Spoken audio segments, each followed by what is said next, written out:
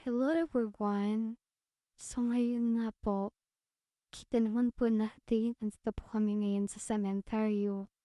Dinadalo po namin yung punta ng tatay, kapatid ko, tsaka yung lola ko, tsaka yung junior ko. Kasama ko si kuya, tsaka si nanay Elite, so magsisimp po kami ng kandida ngayon. So halos kakarating ko lang din yung time na yan. Tapos dumiretso na talaga kami dyan sa punta ng tatay. Once po kasi na umuwi ako ng probinsya, summer, dumidiretso po talaga ako agad dyan.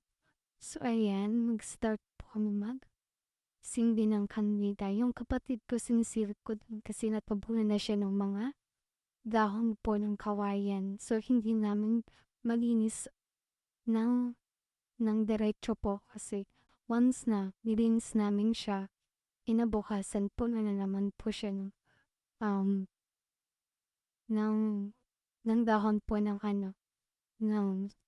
kawayan. So, ayan, gusto ko lang po kwento, gusto ko lang po sabihin kay tatay na immediate. So, ayan, yung pangarap namin niya, kaming lahat po, um, na maayos po yung bahay namin. So, ayan, paunti-unti, naayos ko rin po kahit na ang daming tao nag-down sa akin na kahit sa maliit na bagay lang, may mga ganong tao na ida-down ka.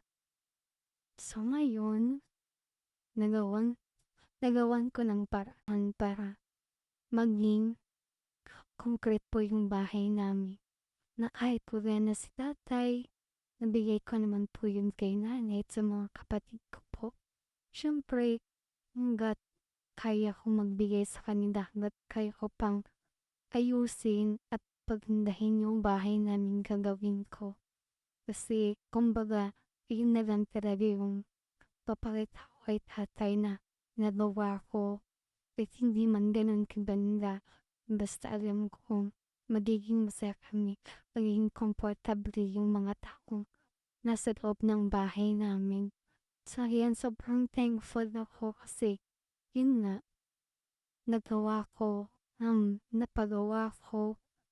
saya lang sa puso na pag umuwi ka galing Manila, tas uwi ka ng province nyo, galing mo makikita mo yung pag sinesend nila sa akin yung pictures na ganito na yung nagawa.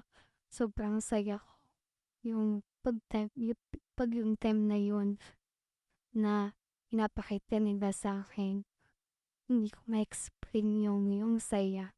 Ganun pala yun. Tas, lalo na pag makita mo personal na sabihin mo kahit ganito lang yung nagawa mo pa pero sobrang worth it naman talaga. Sobrang saya talaga ng puso.